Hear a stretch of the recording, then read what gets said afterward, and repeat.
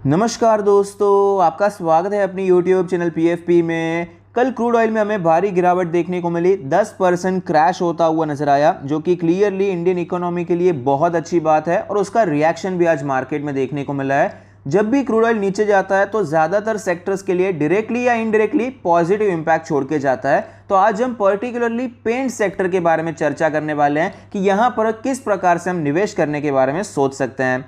तो सबसे पहला स्टॉक है एशियन पेंट्स। पेंट सेक्टर की बात हो रही है तो एशियन पेंट्स की तो बात करनी पड़ेगी। आप देख पाएंगे 3.5% की तेजी दिखाई पड़ती है। रीजन वही है कि क्रूड ऑयल नीचे गया है। फाइनेंशियल ट्रेंड आपके सामने है। रेवेन्यू कंटिन्यूसली हमें ऊपर जाता हुआ नजर आया। नेट प्रॉफिट में भी हमें अच्छा इंक्रीज नजर आता है। लेकिन एक चीज आप नोटिस कर पाएंगे, रेवेन्यू तो आपको यहां पर बढ़ता हुआ नजर आया, लेकिन नेट प्रॉफिट में गिरावट देखने को मिली है। रीजन क्या है? मार्जिन्स आपको नीचे जाते हुए नजर आए। उसका रीजन क्या है कि क्रूड ऑयल बहुत ही ज्यादा महंगा चल रहा था, तो क्रूड ऑयल नीचे आ रहा है तो क्लियरली मार्जिन्स में भी आपको अच्छी रिकवरी आगे आने वाले समय में दिखाई पड़ सकती है। स्टॉक के चार्ट पर हमें क्लियरली पता चलता है कि एक लंबे समय के लिए स्टॉक हमें एक रेंज में ही ट्रेड करता हुआ नजर आया। ये रेंज काफ़ी बड़ी रेंज थी, 20% के आसपास की रेंज है। 3000 से करके 3500 के आसपास की रेंज है। यहाँ पर कई बार ये नीचे भी गया, फिर से आपको ऊपर आता हुआ नजर आया। यहाँ से आपको ब्रेकडाउन देखने को मिला और पिछले कुछ समय से नीचे की रेंज में आपको ट्रेड करता हुआ नजर आता है। लेकिन फिलहाल अच्छी रिकवरी नजर आती है। स्टॉक अपने 50 डेज के मूविंग एवरेज के ऊपर क्लोज होता हुआ नजर आया। डेली RSI 57 का लेवल है। मोमेंटम हमें बढ़ता हुआ नजर आता है, जो कि अच्छी बात है। इंपॉर्टेंट लेवल्स के बारे में डिस्कशन करते हैं। जो इंपॉर्टेंट लेवल्स हमें यहाँ पर डेली चार्ट पे दिखाई पड़ते हैं, रेजिस्टेंस अप्रॉक्सीमेटली 2900 के आसपास है। और सपोर्ट के बारे में बात करें तो इमीडिएट सपोर्ट हमें यहाँ पर 2700 के आसपास नजर आता है। 2730 के आसपास का लेवल है। यहाँ पर आप देख पाएंगे रेजिस्टेंस ये इंपॉर्टेंट क्यों है, क्योंकि यहीं से ये नीचे आया था। अब ये सपोर्ट इतना इंपॉर्टेंट क्यों है, क्योंकि यहाँ पर आप देख पाएंगे सपोर्ट लेकर ऊपर गया, फिर यहाँ पर same level as a resistance देखने को मिला, ब्रेकआउट हुआ लेकिन फेल हो गया ब्रेकआउट, फिर से यहां से आपको ये ऊपर जाता हुआ नजर आया। तो ये 2700 के आसपास का जो जोन है, ये एक इंपॉर्टेंट सपोर्ट शॉर्ट टर्म के लिए डेली चार्ट पे दिखाई पड़ता है। वीकली चार्ट पे चलते हैं। वीकली चार्ट पे हमें जो रेजिस्टेंस नजर आता है, अप्रॉक्सीमेटली वही रेजिस्टेंस है, 2900 से करके 3000 के आसपास का वही जोन है। लेकिन सपोर्ट के बारे में बात करें तो सपोर्ट थोड़ा सा नीचे शिफ्ट हो जाता है। अप्रॉक्सीमेटली 2600 का लेवल एक इंपॉर्टेंट सपोर्ट हमें वीकली चार्ट पे नजर आता है। मंथली चार्ट के बारे में बात करें तो मंथली चार्ट पर आप देख पाएंगे सेम लेवल्स हमें नजर आते हैं। रेजिस्टेंस वही है 3000 का लेवल और सपोर्ट भी वही है 2600 के आसपास का लेवल।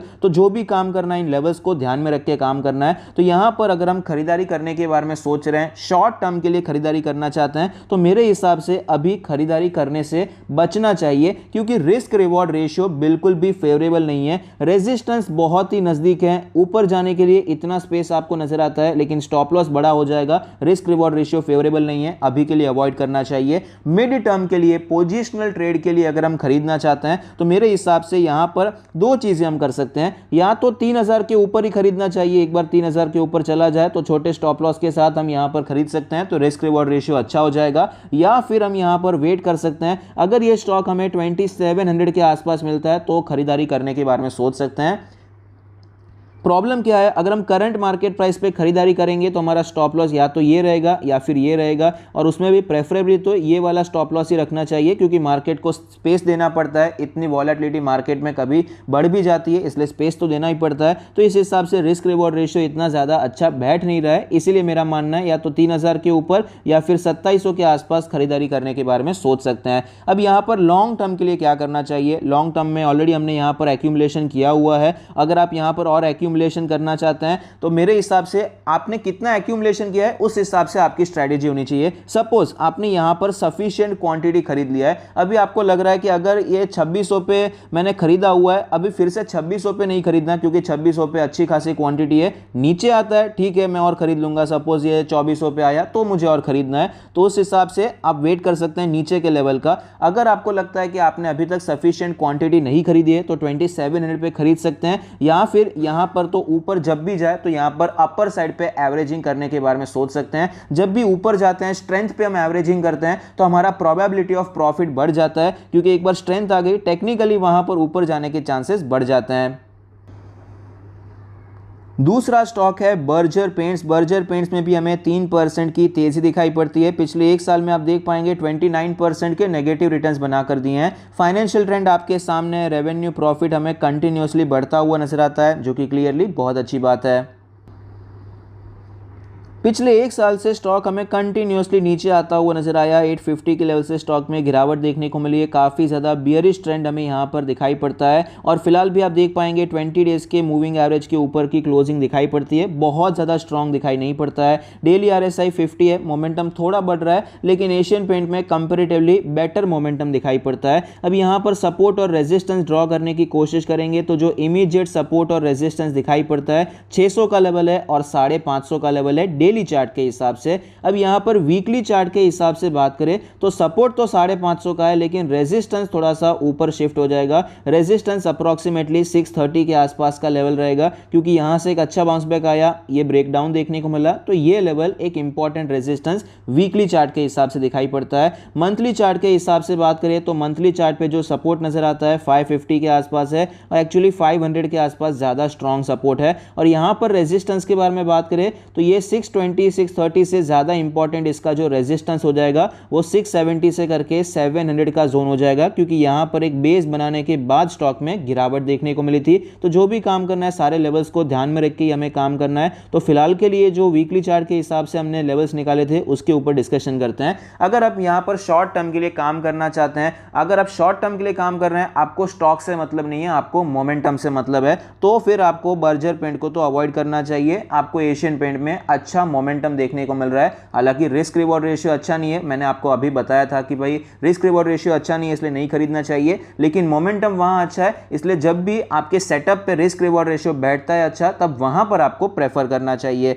मिड टर्म के बारे में बात करें तो मिड टर्म के लिए जब तक ये 630 650 के ऊपर नहीं जाता है तब तक के लिए अवॉइड करना है, क्योंकि ट्रेंड काफ़ी ज़्यादा बियरिश हो चुका है और जैसे ये 700 का लेवल टूट गया तो इसका जो चार्ट का स्ट्रक्चर है वो भी हमें वीक होता हुआ नजर आया। एक बड़ा हेड एंड शोल्डर पैटर्न का ब्रेकडाउन देखने को मिला, इसीलिए जब तक 630 650 के ऊपर नहीं जाता तब तक के लिए मिड टर्म के लिए अवॉइड करना है। लॉन्ग टर्म के बारे में बात करें तो मेरे हिसाब से अब भी हम खरीदारी करने के बारे में सोच सकते हैं।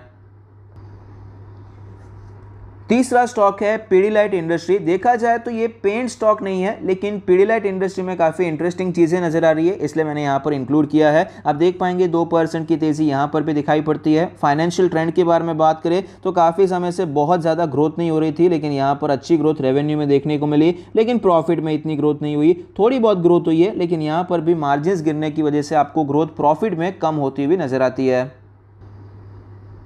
स्टॉक के चार्ट पर हमें क्लियरली पता चलता है कि 2200 के आसपास स्टॉक का एक अच्छा बेस बन गया था, स्टॉक में तेजी देखने को मिली। यहाँ पर आप देख पाएंगे लेवल हमें टूटता हुआ नजर आया, लेकिन ज़्यादा गिरावट नहीं हुई। यहाँ पर 2000 का लेवल ही एज ए स्ट्रॉन्ग सपोर्ट देखने को मिला और फिलहाल आप देख पाएंगे स्टॉक अपने 20 और 50 डेज़ के मूविंग एवरेज के ऊपर है। 100 और 200 डेज़ के मूविंग एवरेज के आसपास जाने की कोशिश कर रहा है, जो कि इसका रेजिस्टेंस भी है। डेली RSI 57 है, यहाँ पर भी मोमेंटम काफ़ी अच्छा नजर आता है। अब यहाँ पर कुछ इंपॉर्टेंट लेवल्स के बारे में बात करें, जो इमीडिएट रेजिस्टेंस है अप्रॉक्सीमेटली 2300 के आसपास है और सपोर्ट है 2000 के आसपास का लेवल। वीकली चार्ट के हिसाब से बात करें तो वीकली चार्ट के हिसाब से भी रेजिस्टेंस तो हमें वही नजर आता है और सपोर्ट भी वही नजर आता है। मंथली चार्ट के हिसाब से बात करें तो मंथली चार्ट के हिसाब से भी लेवल्स ऑलमोस्ट सेम नजर आते हैं। सपोर्ट थोड़ा सा यहाँ पर हम खींच सकते हैं, क्योंकि यहाँ पर एक अच्छा कॉन्सोलिडेशन हुआ, फिर ब्रेकआउट हुआ था, लेकिन ओवरऑल यहाँ 2000 का लेवल भी मंथली चार्ट के हिसाब से ठीक ठाक लेवल नजर आता है और रेजिस्टेंस हमें वही अप्रॉक्सीमेटली